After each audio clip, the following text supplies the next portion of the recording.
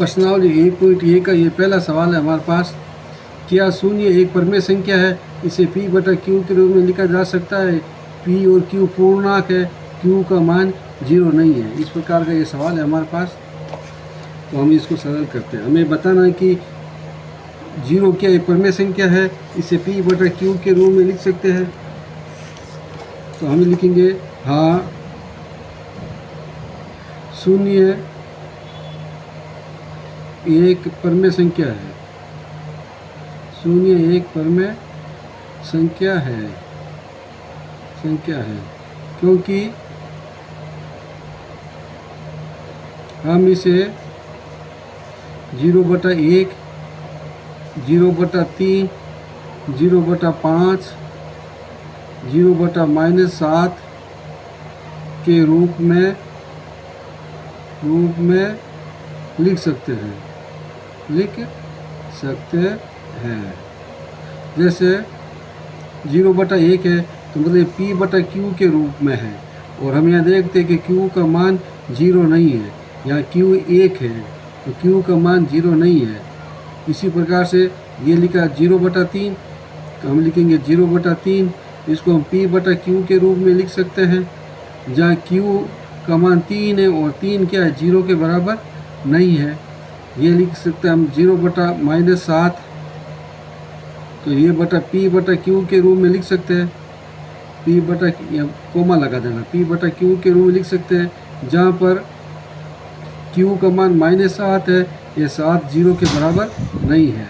तो 0 को हम शून्य को एक परमेय संख्या के रूप में लिख सकते हैं। शून्य एक परमेय संख्या है क्योंकि हम इसे 0/1, 0/3, 0/5, 0/-7 के रूप में लिख सकते हैं।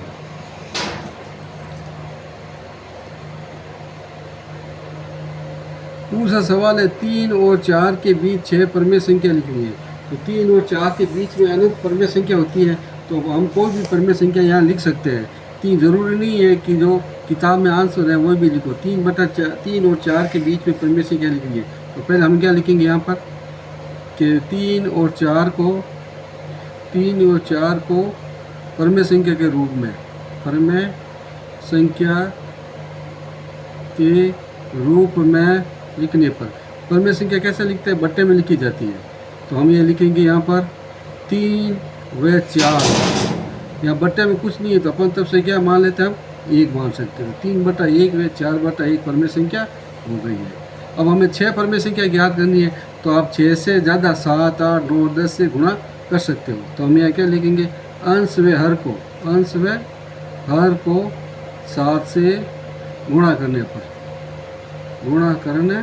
पर, यहाँ 6 है तो 6 से अगला पद क्या आता है, 7 है तो 7 से गुणा कर दो। तो हमारे पास क्या होगा, 3/1 × 7/7, यानी अंश को भी 7 से गुणा करना है, हर को भी 7 से गुणा करना है। इसी प्रकार 4/1 है तो इसी को भी 7 से गुणा करना है, इसी को भी 7 से गुणा करना है। अंश में हर दोनों को 7 से गुणा करना है। अब आप गुणा करते हैं, 7 या 21, 21/7 व 7 चौके 28, 28/7। हमें 6 परमेय संख्या ज्ञात करनी है, तो हम लिखेंगे 6 परमेय संख्या है।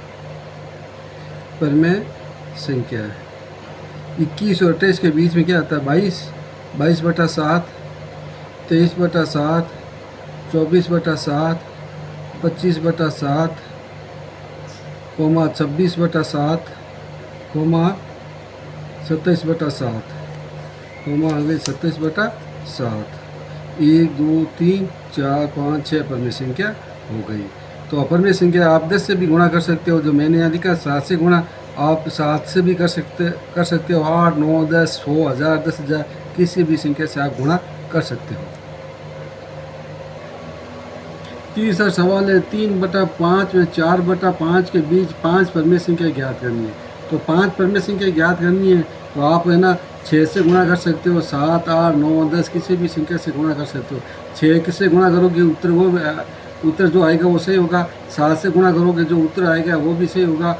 8 से गुणा करो, 9 से करो, 10 से गुणा करो, 100 से गुणा करो, जो भी संख्या से गुणा करो जो उत्तर आएगा उनके बीच की संख्या होगी। तो हमें यहाँ पहले इसको परमेय संख्या बट्टे में लिखी हुई है, तो ये उत्तर क्या लिखते हैं हमें, ये 3/5 5 व 4/5 को अंश व हर है, अंश व हर को 6 से गुणा करते हैं। 6 से गुणा करने पर 6 से गुणा करने पर 6 से भी कर सकते हो, 10 से भी कर सकते हो, किसी से भी कर सकते हो। ज़रूरी नहीं कि आपका उत्तर आपके दोस्त का उत्तर दोनों का सेम आवे। 3/5 यहाँ भी 6 लिखा, यहाँ भी 6 लिखा, वह 4/5 इसको भी यहाँ 6 लिखा, यहाँ भी 6 लिखा। अब आप गुणा करो, अंश हर दोनों को करना है। 6 × 18, 5 × 30, वह 6 × 24, 5 × 30। अब परमेय संख्या क्या होगी? बीच की परमेय संख्या है।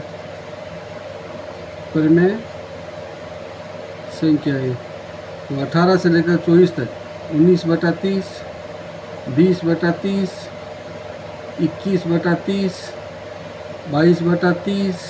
हमें 5 याद करनी है, यहाँ लिखो 23/30। 1 2 3 4 5 याद करना है। ये इसके बीच की संख्या।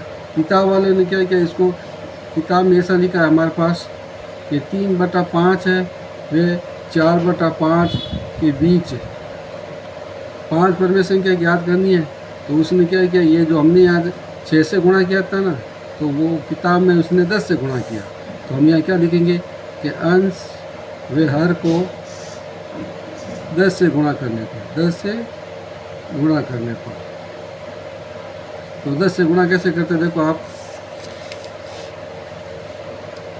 बराबर लगा दिया हमने। यहाँ लिखा 3/5, इसको भी 10 से गुणा किया और हर को भी 10 से गुणा किया। 4/5 लिखा, 10 से गुणा करना, 10 से गुणा किया। 3/10 तो होते 3 × 10 30, ये हो गया 50। वह 4 × 10 40, बटा 5 × 10 50। तो बीच की परमेय संख्या क्या होगी? परमेय संख्या उनके बीच वाले लिख दो। 31/50, 32/50, 33/50, 34/50 और 35/50 और 36/50 आप लिख सकते हो। 1 2 3 4 5 6, ये भी राइट है और ये भी राइट है। आप चाहो, मैंने यहाँ 6 से किया, फिर 10 से किया, आप 8 से गुणा कर सकते हो, 7 से गुणा कर सकते हो, 10 से गुणा कर सकते हो, किसी भी से संख्या से गुणा कर सकते हो। परमेय संख्या हमेशा सही आएगी। चौथा सवाल है, प्रत्येक प्राकृत संख्या एक पूर्ण संख्या होती है, सत्य है क्या सत्य है, ये हमें पता लगाना है। तो देखो इसको हल कैसे करेंगे हम। प्राकृत संख्या कहाँ से शुरू होती है? प्राकृत संख्या 1 से शुरू होती है, 1 2 3 4 अनंत तक जाती है। और पूर्ण संख्या कहाँ से शुरू होती है? पूर्ण संख्या 0 से शुरू होती है, 0 1 2 3 4 अनंत तक जाती है। एली का प्रत्येक प्राकृत संख्या क्या पूर्ण संख्या होती है? देखो प्राकृत संख्या में 1 आता है तो पूर्ण संख्या में भी 1 आता है, तो प्राकृत संख्या पूर्ण संख्या है। प्राकृत संख्या में 2 है तो पूर्ण संख्या में भी 2 है, तो ये प्राकृत संख्या पूर्ण संख्या कहलाएगी। ये 3 है तो पूर्ण संख्या में भी 3 है, तो ये प्राकृत संख्या पूर्ण संख्या कहलाएगी। ये 4 है तो पूर्ण संख्या में भी 4 है, तो ये 4 पूर्ण संख्या है, तो ये प्राकृत संख्या कहलाएगी। यानी कि प्राकृत संख्या की प्रत्येक संख्या पूर्ण संख्या में है। तो हम यहाँ लिखेंगे सत्य, यहाँ लिखेंगे सत्य है, क्योंकि पूर्ण संख्या में प्राकृत संख्या सम्मिलित है,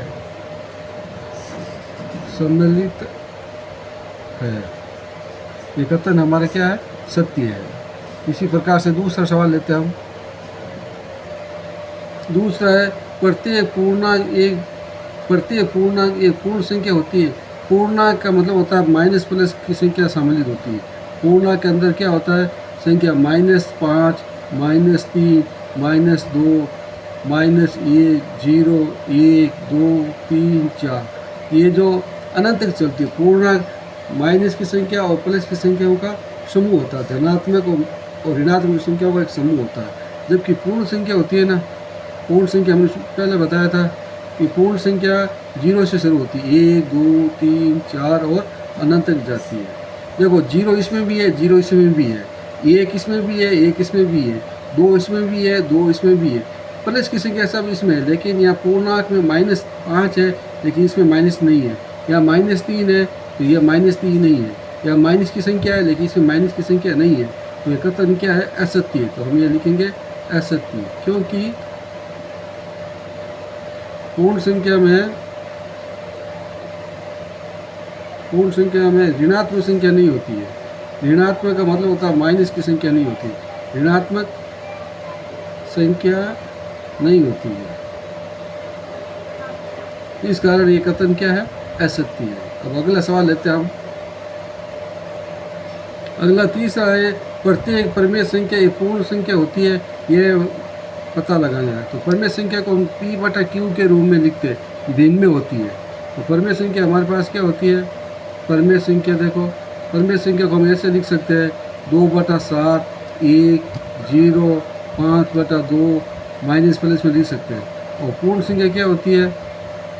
पूर्ण संख्या 0 से शुरू होती है, 0, 1, 2, 3 है।